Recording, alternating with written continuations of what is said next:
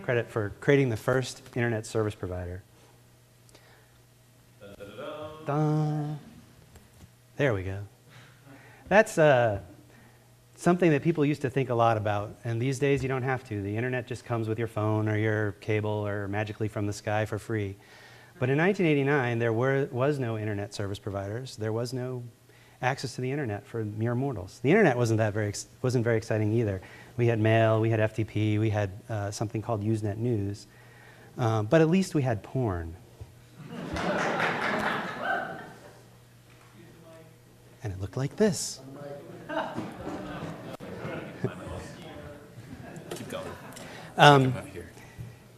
But porn doesn't drive this story. Usenet News does. Usenet was a collection of discussion groups that were transmitted basically by email. Here's a random joke for Google. If you search for ASCII art, which we'll do later tonight, looking for internet porn, you will find this. So in 1989, I was working for this guy. His name is Barry Shine, and he was running a small Unix consulting company. And he was also the first kind of net addict and Usenet junkie. He had a really bad habit of needing to read his news, and because of this, we... yes, it's true.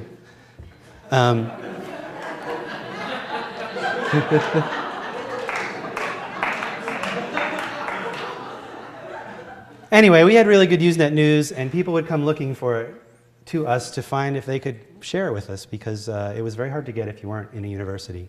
The internet at the time was controlled by the government, and they only really let institutes of higher education on and defense contractors. So we had a great idea. We'll sell them some internet. We went out and got some 2400 baud modems. We actually had to make serial cables because just like today, CompUSA didn't exist.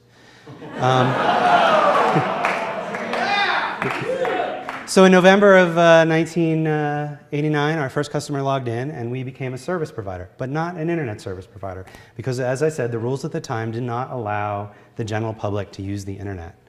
We had to use something called UUCP, which was a network of modems where one computer would call the next computer, send email to it, that computer would call the next computer. That's an actual UUCP address, and that sort of shows you how mail moved through the non-internet at the time.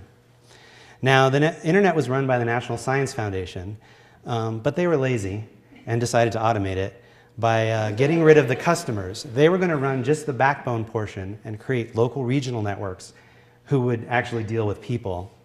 And this is kind of what their backbone, yeah, Boulder was on the backbone. So we partnered with one of those companies that was going to run the regional internet and deal with the customer service, and we were able to get on the internet at that point, except we couldn't cross the backbone because that violated their acceptable use policy. This was not a good situation to be in, so we basically spent the next 2 years bugging the crap out of them and asking them to let us use the internet. Our customers want to be on the internet.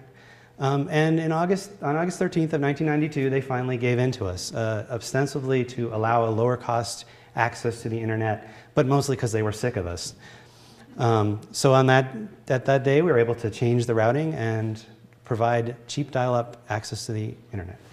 Now I have an ISP in Boulder, and we're sort of slowly going out of the ISP business and focusing on other things because internet service has really become a commodity that's not something you need a service provider for.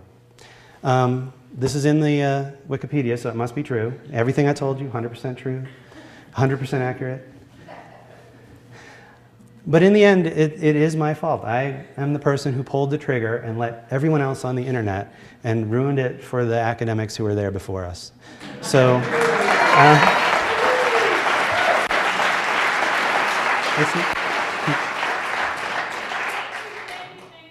you're welcome. And see you at Ignite. That's it.